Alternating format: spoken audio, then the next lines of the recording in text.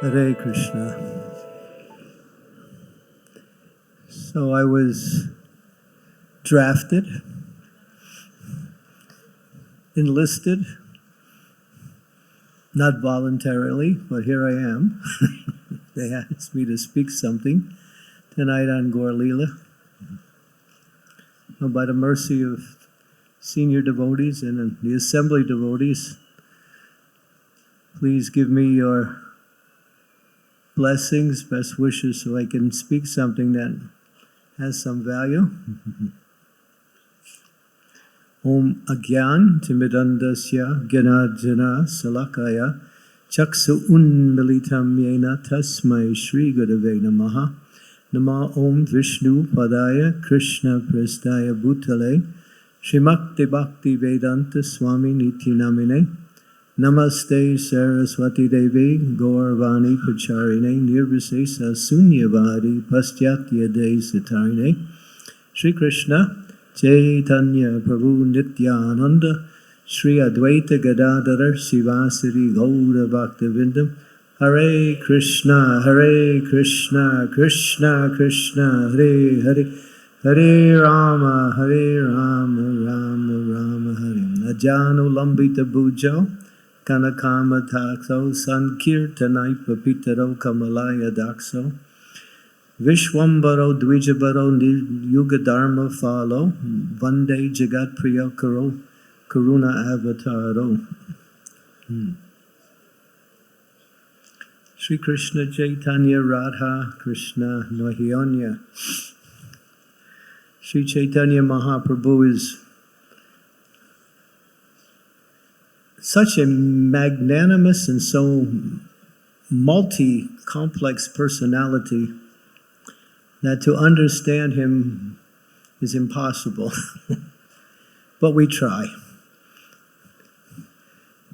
And in his mood of devotion, which is the mood of his internal energy, Srimati Radharani, he performs his pastimes for his own transcendental pleasure and to teach the world what is the principle or the essence of bhakti, loving service to Krishna in the mood of separation from Krishna.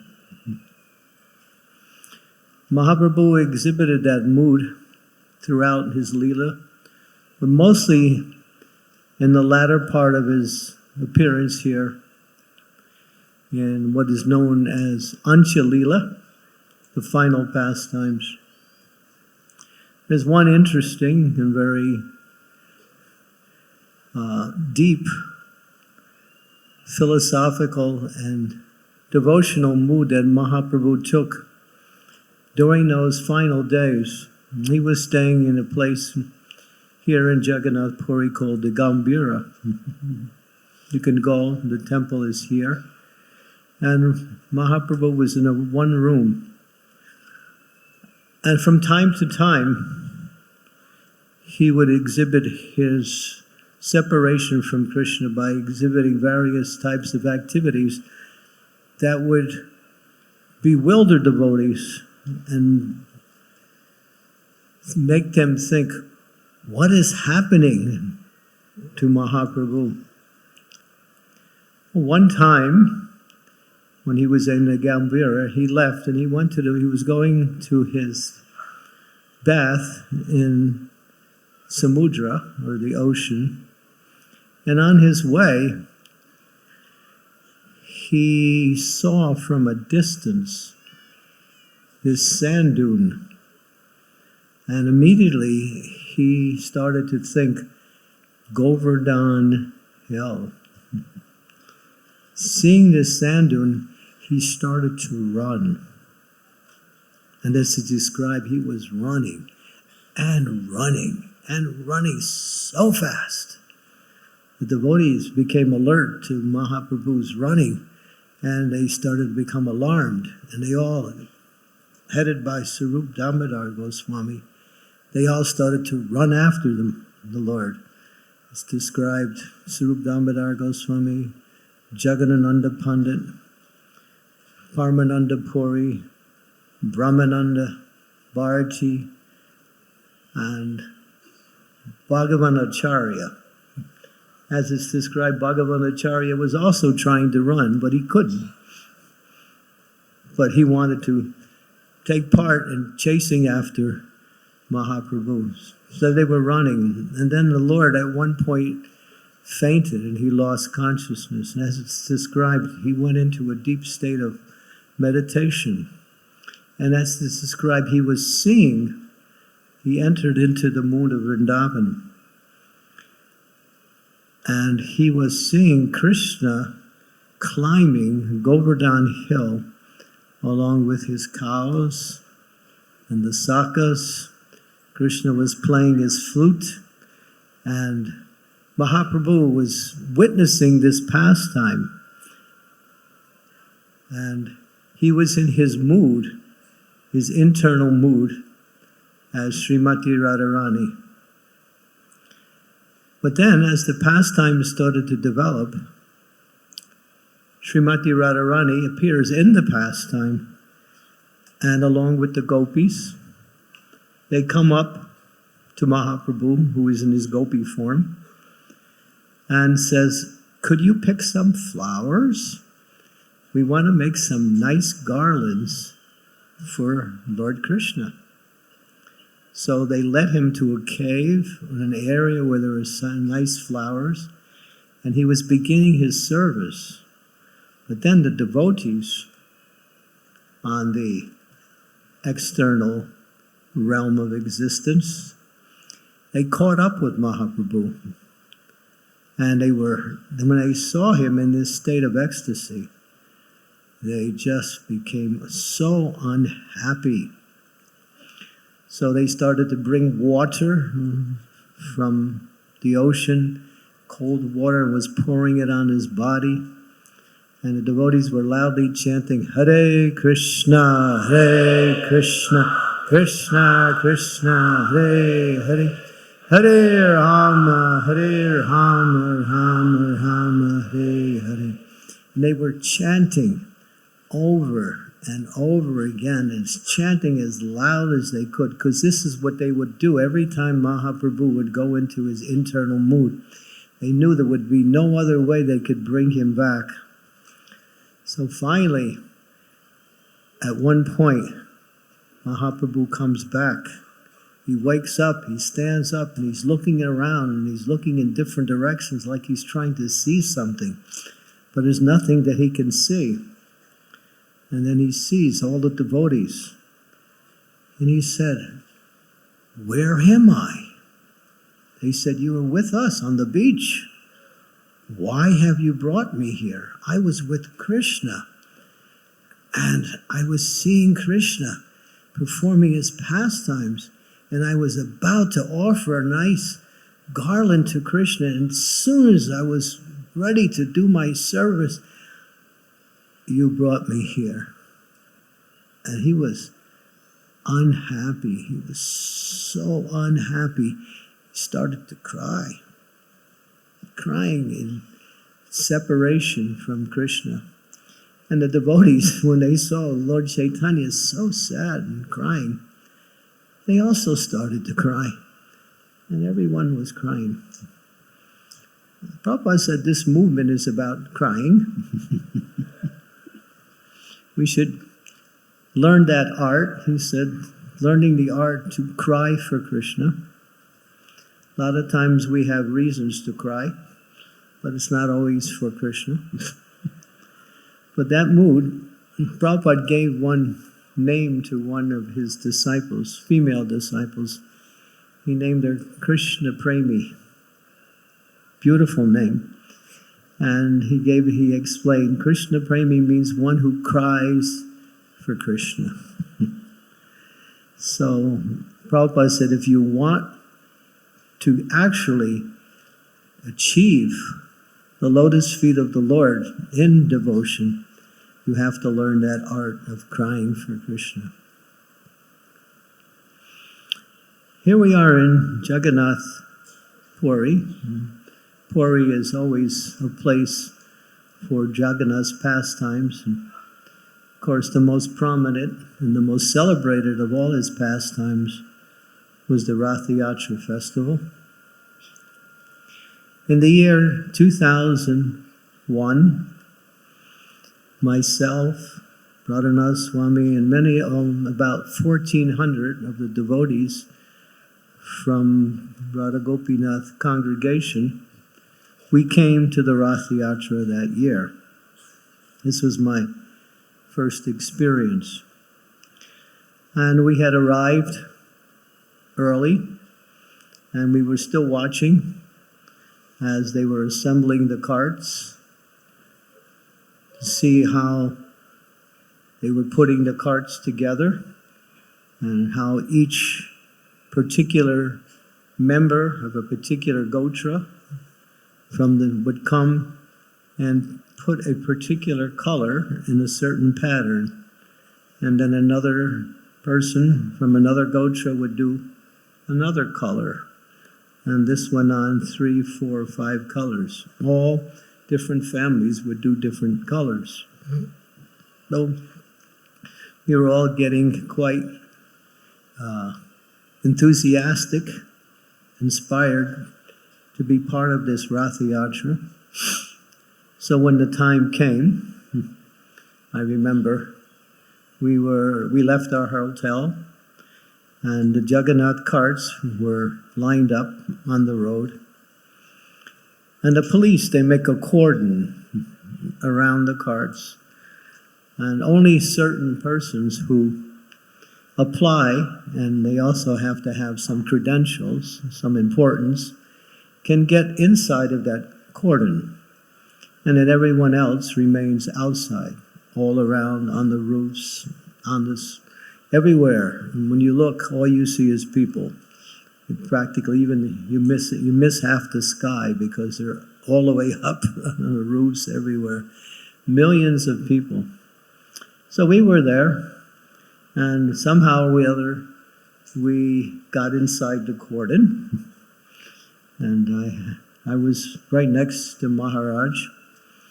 And then we watched the ceremony as they were bringing Baladev, Subhadra, Jagannath, Sudarshan Chakra out of the temple and onto the carts.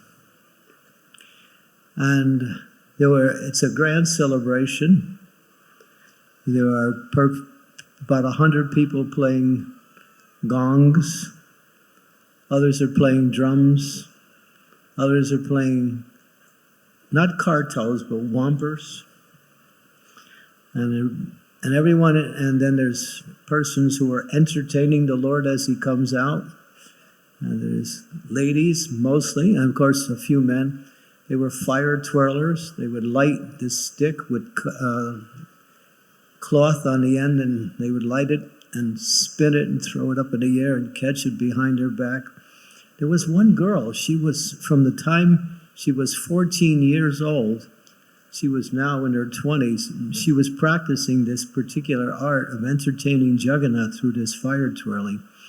And she could roll on the ground and at the same time twirl the fire over her head as she was rolling on the ground. It was just so artistic and so amazing to watch. So this went on for many hours, and gradually, at one point, the deities come out. As Maharaj was describing, there's a beautiful headband that they put on both Baladev and Jagannath, and they bring Baladev out first, and he's in the mood of anticipation of going back to Vrindavan. So Baladev gets on his cart, and Subhadra gets on, and Sudarshan Chakra comes, and last is Lord Jagannath. So the carts are high. It's about, you might say about 2 meters, but about 1.5 meters above the ground where the base of the cart is, and then there's this long plank with logs they're actually trees that were cut and made into like steps that go all the way up. So now Jagannath comes out, and there's 25 of these Daitas, very strongly built personalities who have the service of bringing Jagannath onto the cart. So they're carrying him. And he's going back and forth like this. And as Maharaj explained, how do you do that? We don't do it. He does it. We try to hold him still. So they got to the cart. Now we're all watching. I'm on the back of some devotee, and Radhanath Maharaj is next to me. He's on the back of another devotee because we couldn't see from the ground level. So we were watching, and then Jagannath gets to the base and then they start walking him up the plank. And he gets up a little bit, and then he starts going back. And so they're struggling and straining and pulling, and they're going up. And all of this is being announced in Orion, and it's also being broadcast in many languages around the world. So the broadcaster, he's there, and he's getting involved with this whole thing of bringing Jagannath onto the cart. So Jagannath is going up, and then this is later, because we didn't understand what they said. The announcer said, Jagannath, Jagannath, get on the cart. Your devotees are waiting. Get on. But Jagannath, he's got his own program. So Jagannath is going up, and then at one point, he lays down flat, and they're holding him. Now he's looking straight up, and they can't move him. And they're trying to get up the cart. And then the announcer says, Jagannath, it's no time to go to sleep. Get on your cart.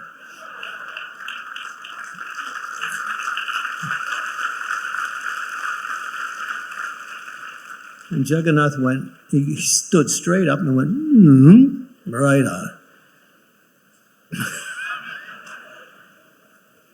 It was like, oh, okay. He's in control.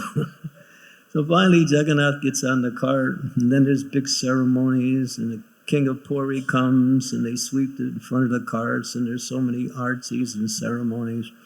And now it's about 2 o'clock in the afternoon. And now the Rath Yatra starts. So the devotees were there. We were chanting and dancing in front of the cart. The devotees from Chowpatty were all in front of Jagannath's cart.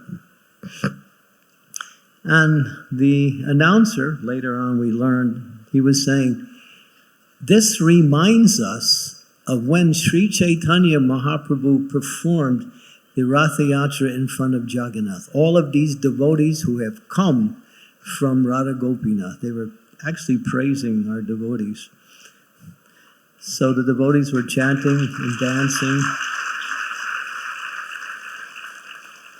And then as the carts were going, and the ropes are like this, and we're pulling, the people are pulling the ropes. And Baladev is first, followed by Subhadra and Jagannath, because the understanding is Baladev and Subhadra are leading the Supreme Personality of Godhead back to his home in Vrindavan. And so, but Baladev, he decides to make things a little interesting. Yeah, it was like that. It was Haribo. So he starts going to the side. He's not following the path down the middle anymore. He's going to the side. So the police, there's 2 kinds of police. There's the special police and the regular police. And they conduct the pulling. So they're kind of like yelling at the devotees, pull this way, pull this way. Everyone's trying to pull Baladev back into the middle. Not going anywhere. He's just going off to the side. He keeps going off to the side. He goes up against an electrical pole and stops. Now there's at least 100 devotees on the cart. So nobody's going to get off either. So they can't push the cart back, and nobody's going to get off the cart. Baladev is stuck in front of this electrical pole. So what to do? So someone had the idea, well, we have to call them municipal people. So they did, and they came out with their tools, And they climbed the pole, took the wires off the pole, and took the pole out of the ground.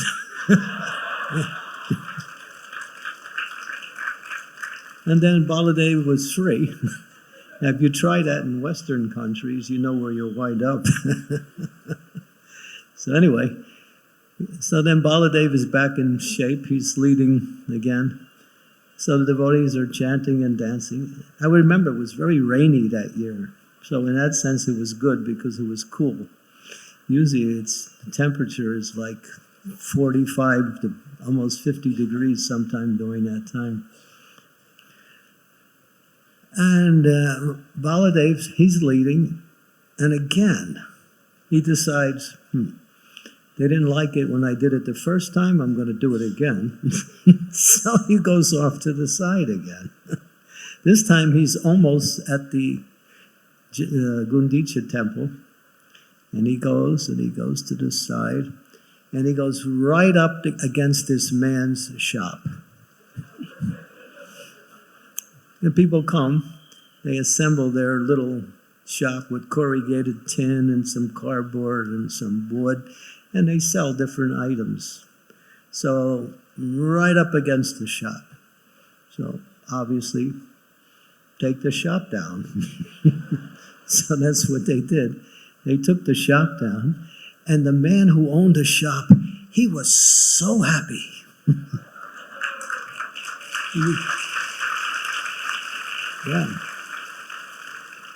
Yeah, it was later on we were told that he was expressing his gratitude. Lord Balaram has shown me special mercy. So then, of course, Balaram went. And that particular year, because there is the rule that the carts don't move after sunset. And so this was a very slow Rath Yatra. Jagannath was wanting to watch the kirtans because the devotees from Chowpatty, of course we had other devotees there coming from other places.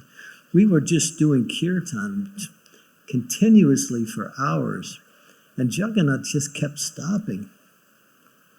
And so I think it was around 7:15 in the evening or maybe a little bit earlier, and the sun went down.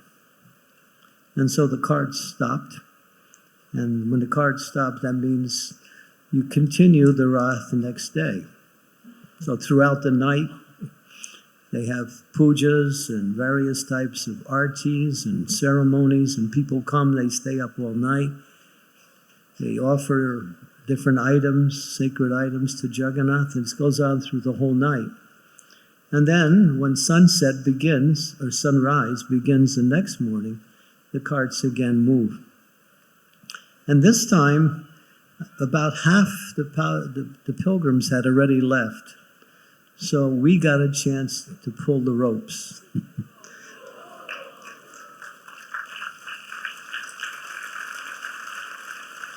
The devotees from Radha Gopinath. And I remember I was grabbing the rope, and the whole ground was so muddy.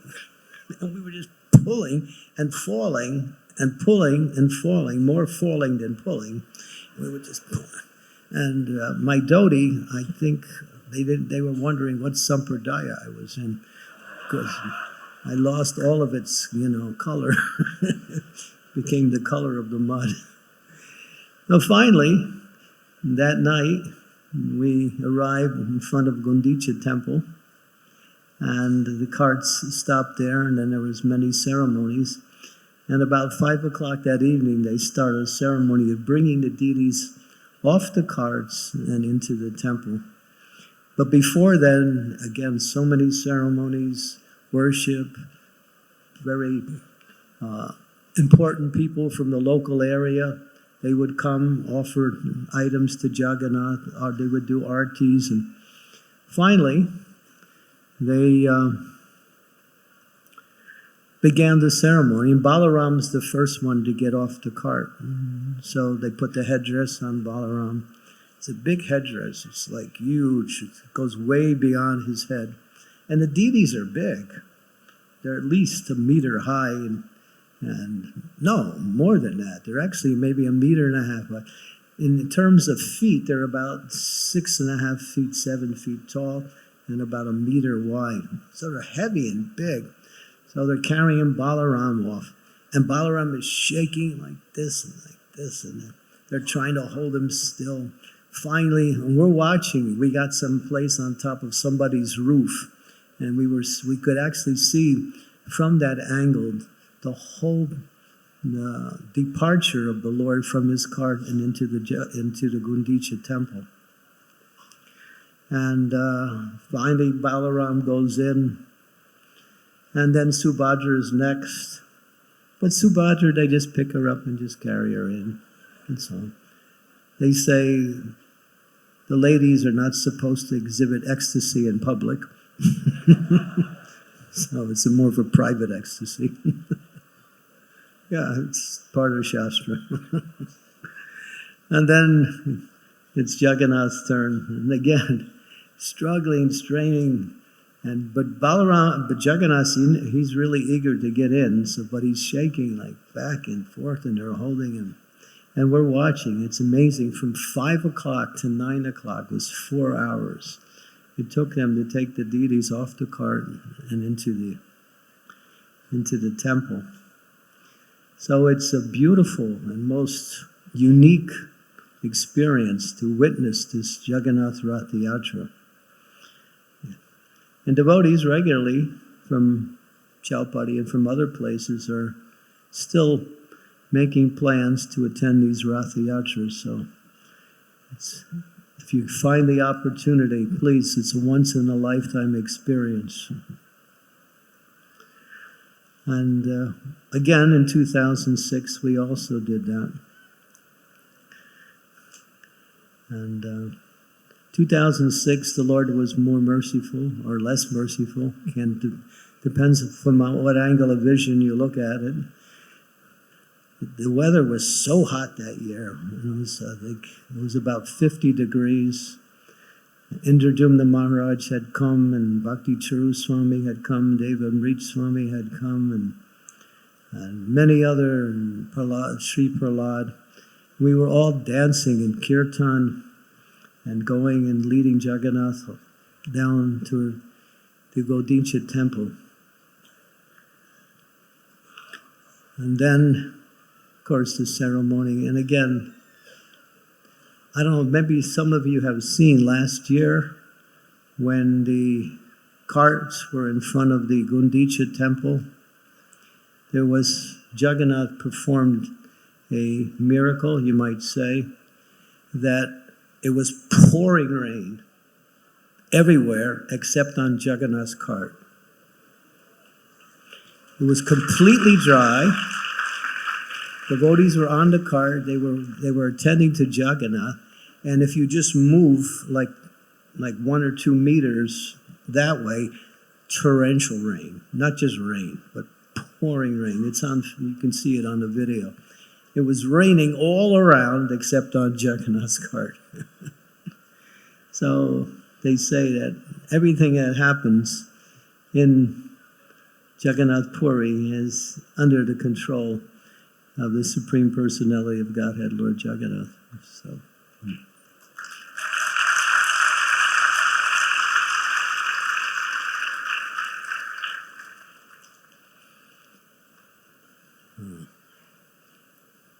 How many of you, when you were young, or maybe even now, played this game called hide and seek? Wow, almost everybody. How many of you would like to play it again? Yeah, me too. So there's one particular leela where Radharani is there, Krishna is there, and some of the gopis are there, and the game is hide and seek. And so now Radharani has to hide her eyes, and all the gopis and Krishna have to find hiding places. So that's the plan. And the gopis find their strategic hiding places in Krishna. And Radharani comes out. Now Radharani has to find everyone. So she's looking this way, and she's going this way. And every time she comes near a gopi, the gopi laughs. And she kisses him. Because they have so much love for Srimati Radharani that when she comes, they can't help but express their feelings, and so they laugh or they give some emotional expression, and Radharani caught all the gopis. But then it was one person left to catch, Krishna. So she's thinking, where's this rascal? So she's looking this way, and she's going in his direction. But Krishna is really sneaky, so he changes his location every time she gets close. And she gets close again, and he sneaks away to another place, and she can't find him. She's thinking, how am I going to find him? She gets an idea. Strategy. She starts to sing so sweetly the Maha Mantra. Hare Krishna, Krishna Krishna, Hare Hare, Hare Rama, Hare Rama, Rama Rama, Hare Hare. So sweetly, with so much love, Krishna freezes. He can't move. He's stunned. And she catches him. Aha, I caught you. And Krishna said, you cheated. That wasn't fair. She said, oh, no, you're just a bad loser, that's all. So, Radharani and Krishna's pastimes. One time, Krishna had just killed a demon. And all the cowherd bearers gathered around Krishna. Krishna, how did you do that? That was a big, powerful demon. Yesterday I beat you in wrestling, and I couldn't kill that demon. Krishna's quiet. He's not saying anything. And all the other boys are chiming in, trying to find out. Yeah, yesterday I took your lunch pail and you cried. And Krishna's quiet. And then they start guessing. One boy says, yeah, it's his mother. Yeah, she's the secret. She gives him this special mantra for killing demons. And that's the power he has. And another boy says, no, it's not it. But it's his mother. She puts these armlets and amulets on his legs and on his arms, and in there are secret mantras. And he, just by wearing these things, he has such power, and he kills demons. Well, Krishna's listening. They're all guessing this way and that way, trying to find out why. And then Krishna says, you really want to know? Yeah. So they all gather around Krishna. Krishna said, well, when I was born, a very powerful sage, his name was Gargamuni, he came to see my father in a very secret meeting, and he told my father that this son of yours is very, very special. He is as good as Lord Narayan. In fact, he is Narayan. So if you want to know why, I'm God.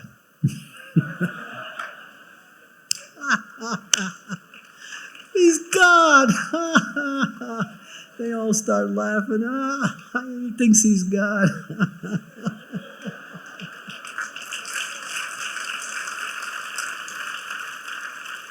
And they're laughing, and Krishna's laughing, and everyone's laughing. And then finally they said, let's go play.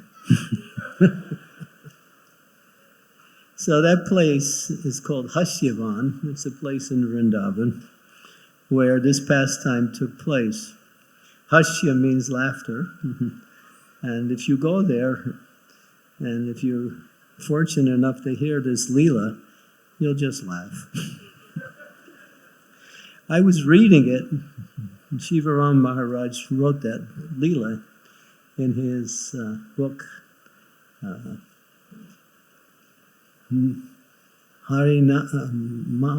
Mahima. What is that?